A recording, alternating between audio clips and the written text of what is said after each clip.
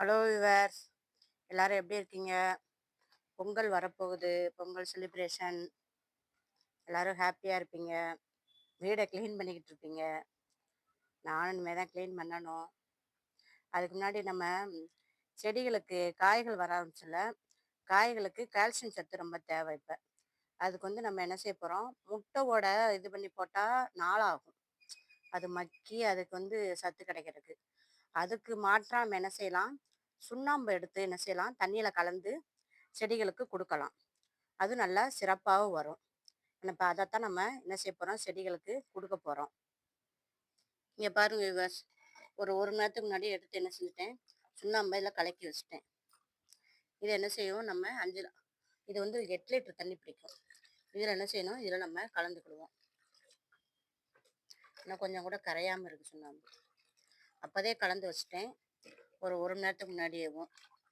இதை எடுத்து நம்ம என்ன செய்யணும், தக்காளி செடி, கத்திரிக்காய் செடி, நம்ம பூக்களுக்கு, இந்த ரோஜாப்பூ கண்ணுக்கு எல்லாத்துக்குமே என்ன செஞ்சு விட்டுறலாம், இதை நம்ம கொடுத்துடலாம். செடி நல்லா சிறப்பாக வரும். கால்சியம் சத்தும் நமக்கு செடிகளுக்கு கிடைக்கும். வாழைப்பழத்தோல் கரைசல் எப்படி கொடுத்தா சத்து கிடைக்குமோ அதே சத்து இந்த இதுலேயும் கிடைக்கும். வாழைப்பழத்தோல், அதுபோக முட்டை ஓடு, இதெல்லாம் கொடுப்போம்ல, அந்த சத்து இந்த சுண்ணாம்புல இருக்குது. அது மெயினாக பூக்கள் காய் வைக்கும்ல தக்காளி செடியெல்லாம், அதுக்கு என்ன செய்யலாம், மேலே கூட என்ன செஞ்சு விட்டலாம், நம்ம இப்படியே தெளித்து விட்டுறலாம். மேலேயும் இந்த இலை மேலே காய்கள் மேலே என்ன செஞ்சு விட்டுறலாம், ஊற்றி விட்டுறலாம். ஸ்ப்ரே வச்சு அடிக்கணும்.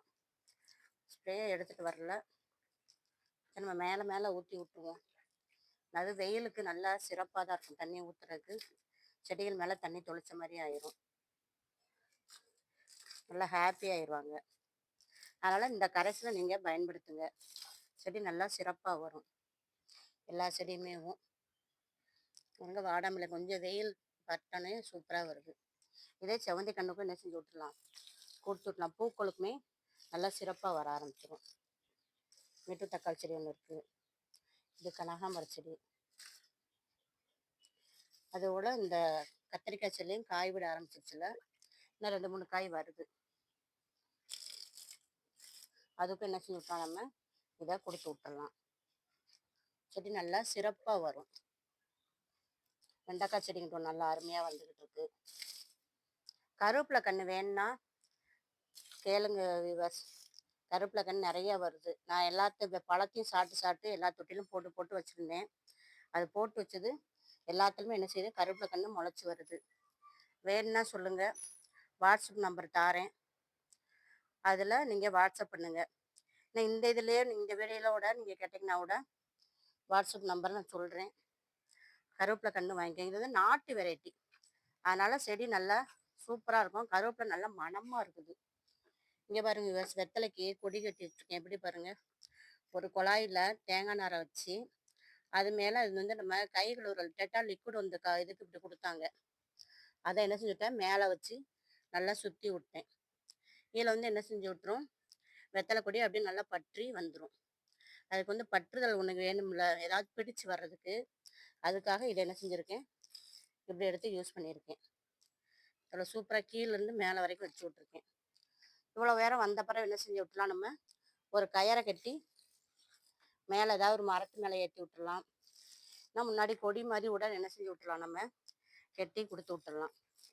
இந்த முட்டை கூட நேற்றே காய வச்சுருக்குன்னு சொன்னோம்ல, அது இருக்குது.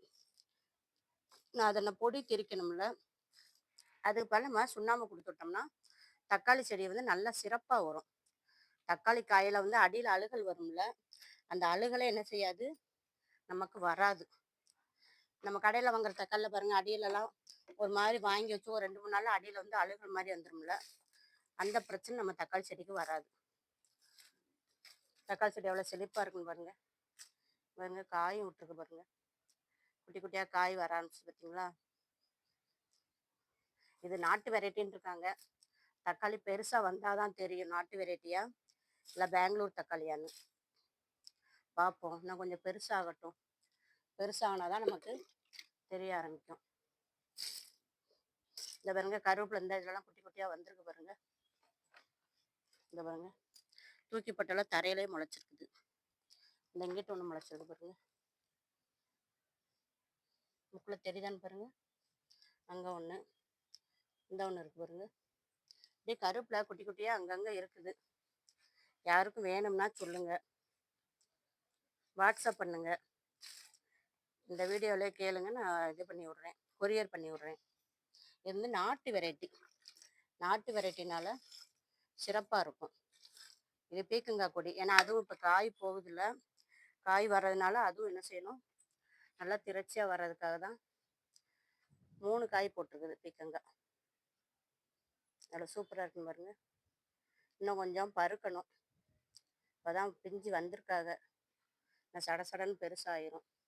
நம்ம ஏற்கனவே மாட்டு சாணம் தொழு உரம் கொடுத்துருக்கோம்ல, அதனால என்ன செஞ்சிடும், செடி நல்லா சிறப்பாக வர ஆரம்பிச்சிடும். அப்படியே இங்கிட்டு வந்தோம்னா இங்கிட்டு கத்திரிக்காய் செடி இருக்குது. இதுலேயும் கத்திரிக்காய் செடி நிறைய கத்திரிக்காய் போட்டிருக்கு. இங்கே பாருங்க, தெரியுதான்னு பாருங்க. எல்லாம் அந்த பூவெல்லாம் சுருங்கிச்சு பார்த்தீங்களா? சுருங்கிச்சுன்னா அந்த பூ கீழே விழுந்துட்டு அப்படியே கத்திரிக்காயில் வர ஆரம்பிச்சிடும். தக்காளி செடி அப்படியே சாஞ்சிக்கிட்டே போகிறாங்க. இத்தனை கம்பு வச்சாலும் அதுகள் நிற்க முடியல. ஏன்னா அவ்வளோ உயரமாக போகுது. போய் தான் என்ன செய்யுது, காய் விடுது. அப்படியே சுவர உரம் தானே இருக்குன்ட்டு அப்படியே விட்டுட்டேன். இங்கே பாருங்க, இங்கிட்டும் கருவேப்பிலை பாருங்க எவ்வளோ இருந்துருக்குன்னு பாருங்க. கருவேப்பிலை எவ்வளோ செழிப்பாக வருதுன்னு பாருங்க. இது கருவேப்பிலை மரம் அவங்க வச்சிருந்தது, இந்த விதை போட்டு முளைச்சது. இதெல்லாம் நிறைய கன்று அங்கங்கே இருக்குது கருவேப்பிலை கன்று. பார்க்கக்கூடிய இந்த முருங்கை மரத்தில் ஏறட்டுன்னு விட்டுருக்கேன். எத்தனை கம்பு வச்சாலும் சாஞ்சு போயிடுது, அதனால் அதில் விட்டாச்சு. மருதாணி எவ்வளோ சிறப்பாக வருதுன்னு பாருங்க. எல்லாமே இப்போ நேரம் தான் நம்ம எடுத்து என்ன செய்யலாம், சின்ன சின்னதெல்லாம் எடுத்து கட்டிங்ஸ் எடுத்து நீங்கள் முளைக்க வைக்கனா சரி, முளைக்க வச்சிங்கன்னா சரி. இப்போ நிறைய இது என்ன செய்யும், தளிர் விடும். நான் அந்த வச்சுருக்கேன் பாருங்கள். இது ஃபுல்லாக நித்திய மல்லி குச்சி. இதில் வந்து அடுக்கு மல்லிகை ஒருத்தவங்ககிட்ட வந்து குச்சி வாங்கியாந்து வச்சுருக்கேன். கோகோ பீட்டில் தான் நடவு பண்ணியிருக்கேன். இதுலேயும் பாருங்கள், இதில் வந்து செம்பருத்தி குச்சி கேட்டாங்க ஒருத்தவங்க, சிகப்பு செம்பருத்தி. அதனால் இதில் வச்சுருக்கேன். இதில் வந்து ரோஜாப்பூ கன்று ஒன்று எடுத்து வச்சுருக்கேன். எல்லாமே கோகோ பீட்டில் தான் வச்சு கவர் பண்ணி வச்சுருக்கேன். இது தழுத்தோடனே அடுத்தாப்புல உங்களுக்கு வீடியோ காமிக்கிறேன். இதெல்லாம் அப்படியே வச்சு தழுத்துருச்சு. நித்திய மல்லியெல்லாம் எவ்வளோ சிறப்பாக வந்திருக்குன்னு பாருங்கள். இது யாரும் கேட்டாங்கன்னா சரி, கொடுக்குறக்காக தான் வச்சு வளர்த்துக்கிட்டு இருக்கேன். நான் கட் பண்ணி விட்டேன்னா ஒரு 4 செடி நித்திய மல்லியை அதுலேருந்து எடுத்து வச்சது தான். எவ்வளோ சிறப்பாக இருக்குன்னு பாருங்கள். கட் பண்ணி பந்தல் விட்டோடனே பாருங்கள் விவர்ஸ், எவ்வளோ தளிர் வந்திருக்குது, எவ்வளோ மொட்டு வந்திருக்குன்னு பாருங்கள். இங்கேயும் வேறு இருக்குதா, இங்கேயும் பாருங்கள். எல்லாம் இப்போ தான் குட்டி குட்டியாக மேலே ஃபுல்லும் மொட்டு வைக்க ஆரம்பிச்சிச்சு.